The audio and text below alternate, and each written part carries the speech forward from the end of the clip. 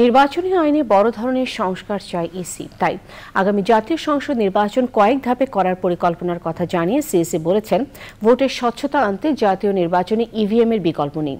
ইসির সঙ্গে বৈঠকে এ বিষয়ে একমত হয়েছে টিআইবি। তবে টিআইবির মতে সরকারি দলের একক আধিপত্যের কারণে জাতীয় সংসদ অকার্যকর। সোমা ইসলামের রিপোর্ট। দ্বাদশ জাতীয় সংসদ নির্বাচনের আগে সিইসির সঙ্গে বহুবার বৈঠকের চেষ্টা করেও ব্যর্থ টিআইবিকে এবার নিজেই আমন্ত্রণ জানালো ইসি। বেলা ১১টায় টিআইবির নির্বাহী পরিচালক ডক্টর ইফতেখারুজ্জামানের নেতৃত্বে একটি প্রতিনিধি দল ইসিতে আসলে তাদের সঙ্গে প্রায় ১.৫ ঘণ্টা বৈঠক করেন সিইসি।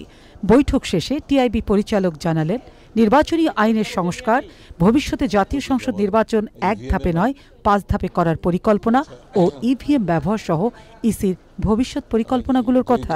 একটি প্রস্তাব প্রধান নির্বাচন কমিশনার ব্যক্তিগত করেছেন, আমাদেরও ঐকমত্য আছে বলে মনে করি। অ্যাটলিস্ট আমরা এই বিষয়টি ভাবতে পারি।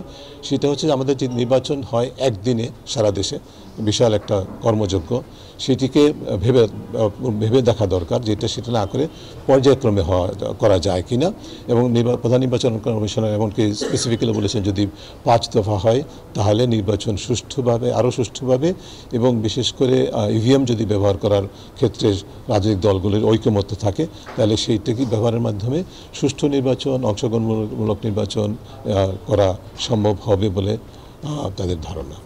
পরে সিইসি জানান, আইনি সংস্কার জরুরি, তবে রাজনৈতিক ঐক্য না হলে ইসির একার পক্ষে কোনো কিছুই সম্ভব না।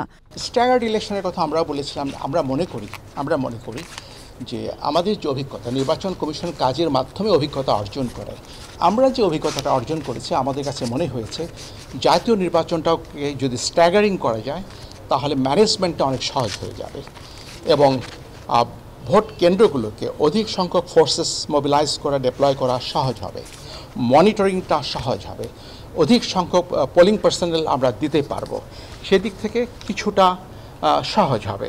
ইসির ভবিষ্যৎ পরিকল্পনাগুলো বাস্তবায়ন ও জনমত তৈরিতে টিআইবির কার্যকর ভূমিকা চেয়েছেন CEC. Soma Islam, channel I, Dhaka.